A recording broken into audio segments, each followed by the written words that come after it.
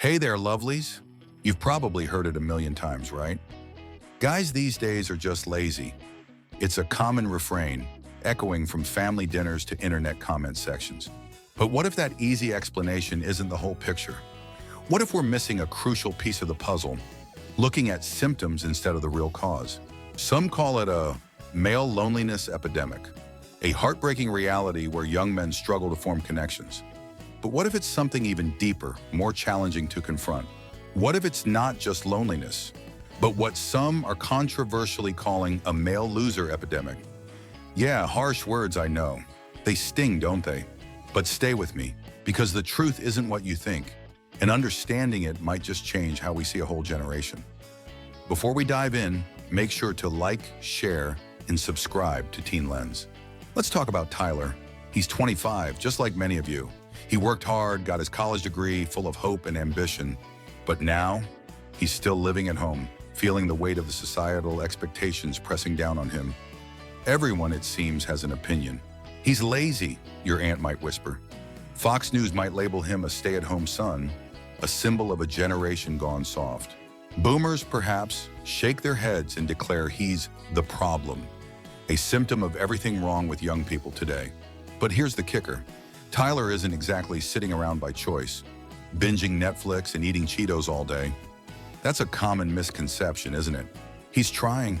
He's applying for jobs, navigating a world that feels fundamentally different from the one his parents grew up in. He's trapped by rent prices that look more like phone numbers than actual monthly payments, making independent living feel like an impossible dream. He's trapped by entry-level jobs that pay an exposure or minimum wage, barely enough to cover basic necessities, let alone build a future. And then there are the dating apps. Oh, the dating apps. They promise connection, but often deliver a crushing sense of disposability.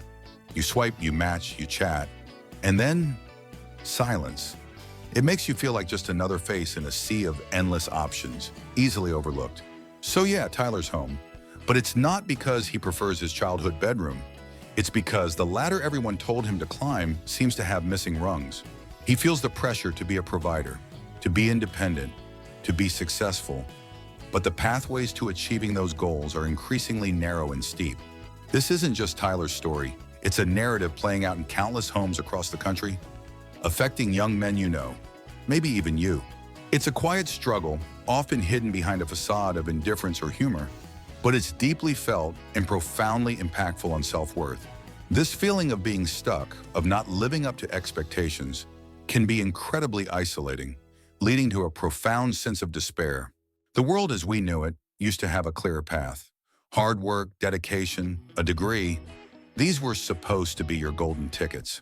Now, it often feels like the system rewards luck, a viral moment, or the unpredictable whims of an algorithm more than genuine effort. Our parents, perhaps your parents, could buy a house at 25, start a family, and build a stable life with a single income.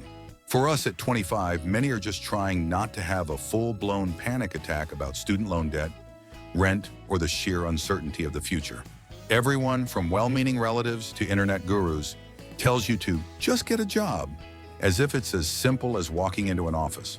But have you tried applying for a job that demands 5 years of experience when you're barely 20 and just graduated? It's a cruel paradox.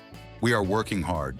Many of you are juggling multiple part-time gigs, internships, and side hustles just to stay afloat, right? But despite all that effort, the system often feels broken. The traditional pathways to success seem to have vanished or moved out of reach. And when things inevitably start to fall apart, when the economy falters or opportunities dwindle, who gets blamed first? Often, it's young men. They're told they're not trying hard enough, that they lack ambition, that they're not man enough to face the challenges. This constant blame game, this narrative of personal failing, deeply impacts mental health and self-perception, especially for young men. It creates a cycle of shame and retreat, making it harder to seek help or even acknowledge the systemic forces at play.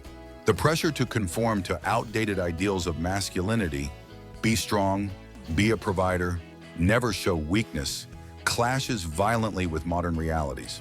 This clash leaves many young men feeling inadequate, unable to meet expectations that are simply no longer feasible in today's world. And this isn't about excusing a lack of effort. It's about acknowledging a fundamental shift in the landscape of opportunity and expectation.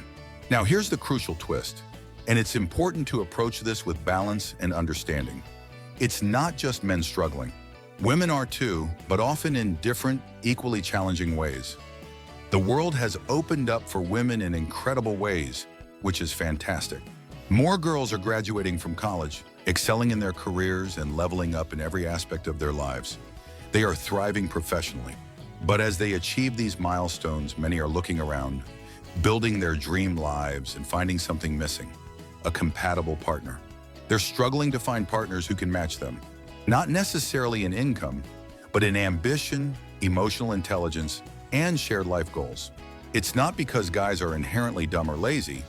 It's because the world told young men they'd be the providers, the strong ones, the ones in charge. But it told them this in an economy that doesn't even provide basic stability for many, leaving them feeling stripped of their traditional role. So now, you see both sides pointing fingers, isn't it?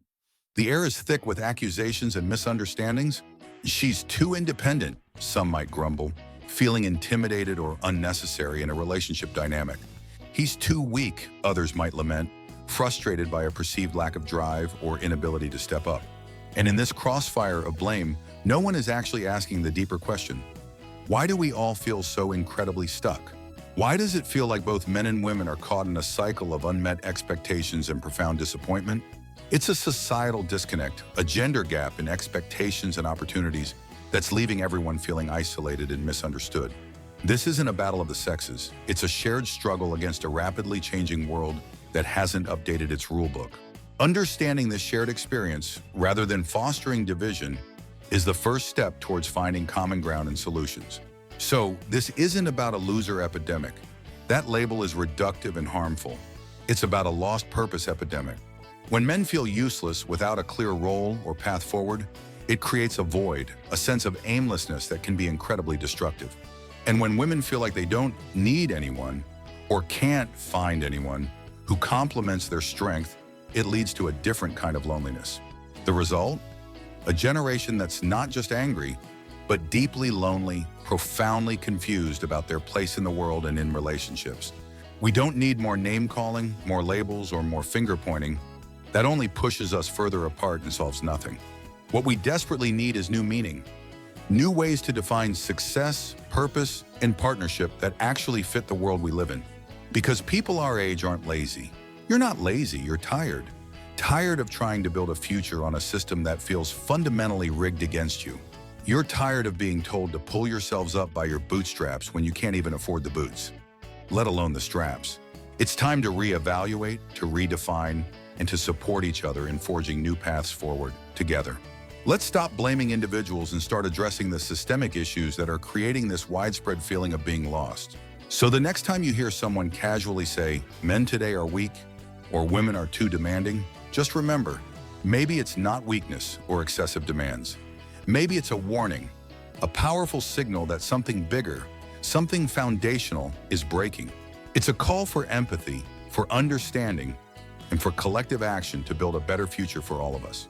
If you want more videos that dare to tell the real side of Gen Z life, the stories they don't want to talk about, then make sure to like, share, and subscribe to TeenLens. We've got more insights coming, and trust me, the next one's even wilder.